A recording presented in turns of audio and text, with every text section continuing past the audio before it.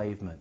They said in their own writings, from the earliest times to the present, the world they're bringing in is to be a world where everyone who is born, or would be allowed to be born, would be born to serve the state. That would be their sole function. That's if they had a job for you to fulfill or a need for you.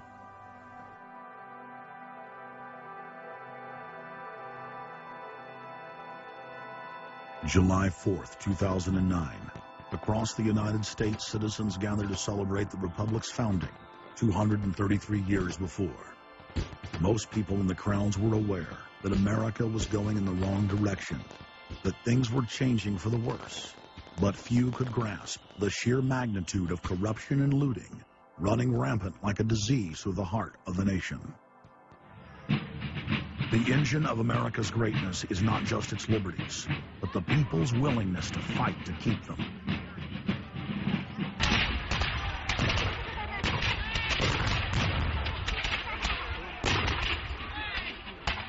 Hundreds of other nations have had much larger populations and greater resources, but have never produced 1/10 of the wealth, science, and art that the United States has. Why?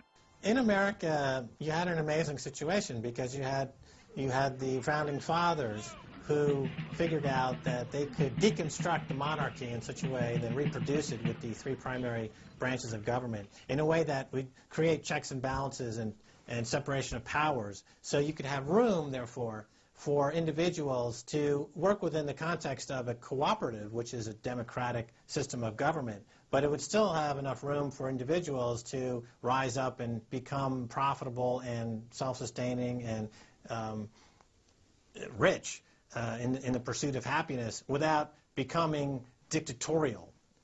But unfortunately, over the years, since all of those separation of powers have been cut away, and all of the beautiful design by the founding fathers has been co-opted by one corporate entity, one corporate communist entity, you don't have that anymore. So what we have, we're back to where we were before the revolution. You have one monolithic state. For the first 100 years or so of the United States, after the 1700s, when we freed ourselves from British rule, no corporation was given a charter in the United States unless it served the public good. It had to prove that.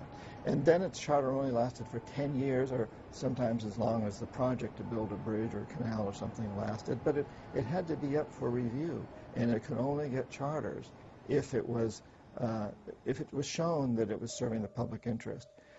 That changed, primarily because John D. Rockefeller kind of bribed Delaware and New Jersey to begin with into accepting a different system where he said, listen, if I pay you lots of money in terms of taxes, etc., I want to be licensed and not have to serve the public good. I want to be able to get around that law.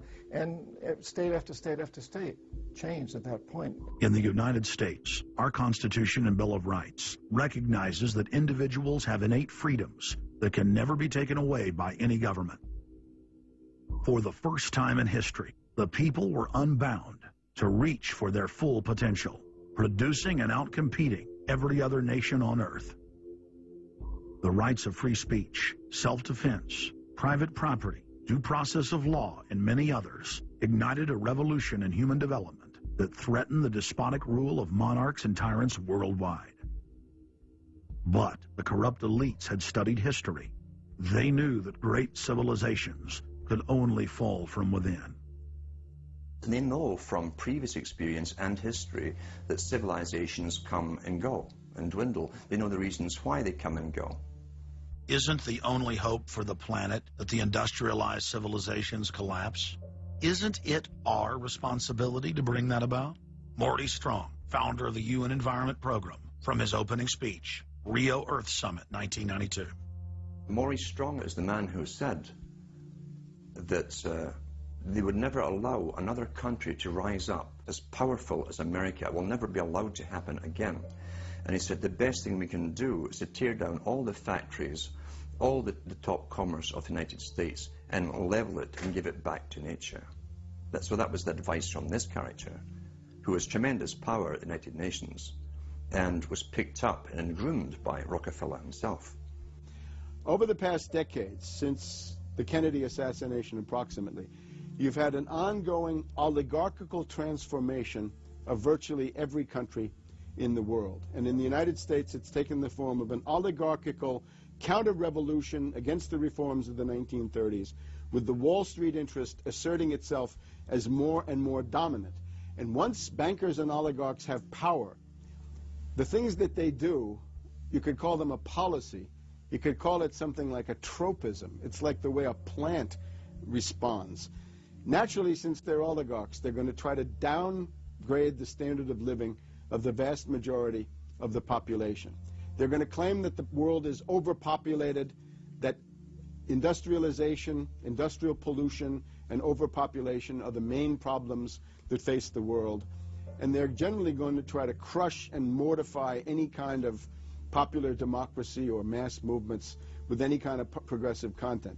Nations rise and fall.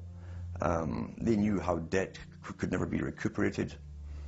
They knew that disease or prolonged war could wipe out the population and the future populations that pay off debt. So these guys all work together. That's why it's no surprise that today you have Lord Rothschild coming out pushing the latest scam or religion that we must all believe in, which is global warming, which his personal bank, his family's bank in Switzerland, will be in charge of. They've run the system, the whole economic system of the world for the last 250 years. So why shouldn't they also run the economic system for the next few hundred years? The question of a ruling class, oligarchy as a ruling class, is posed by Plato in the Republic, where we find that oligarchy is a constitution full of many evils, where the rich dominate the government by buying it, and the average individual or the poor count for absolutely nothing. Oligarchy is a frame of mind. In other words, if you're a banker, this is already a worldview. It's a world outlook, and it implies the policies that have got us here, right? Malthusian policies, zero growth policies, driving down the standard of living, attempts to wipe out all kinds of mass institutions that might be a countervailing force.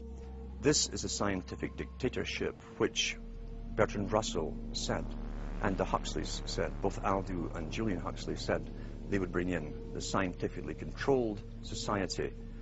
It's not just family planning, which really means abortion and so on. It's global planning, which is literally sterilization and abortion worldwide for the ideal reduced society, and not just across the board, through genetics, through the Genome Project, through the constant IQ testing. Globalization has economically destroyed the world. You've got at least 40 to 50,000 people who die every day worldwide from starvation, malnutrition, and diseases which can be cured for pennies, such as diarrhea. And if you ask one of these Malthusian oligarchs, don't you think that something should be done to raise the standard of living in Africa or South Asia? They'll say, no, we can't do that. That would wound the planet. That would oppress Mother Earth. So that's oligarchy. Class consciousness in this sense is absolutely essential. If you think that bankers are the same as you, you're wrong. F. Scott Fitzgerald once told Hemingway, you know, the rich are different from us. And Hemingway said, yeah, they have more money. And F. Scott Fitzgerald replied, no, it's something much deeper. It's a whole different world. To be an oligarch, to be a Rockefeller or something of this sort, means that you're in a completely different world with values which are the reverse of human values. Now, if you allow the oligarchs to continue to dominate, the destruction of world civilization is a matter of a few decades at the very, very most. So, choose. To force their agenda through, the elites are employing one of their favorite tools, artificial crisis creation, also known as the Hegelian dialectic of problem-reaction-solution. You never want a serious crisis to go to waste.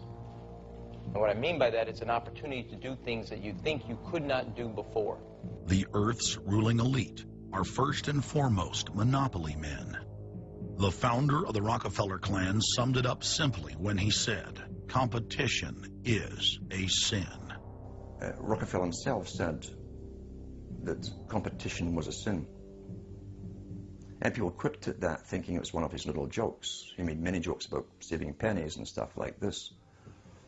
But in reality, he was telling you a truth, that competition to a man like him, who worked for a much larger organization, competition truly was a sin.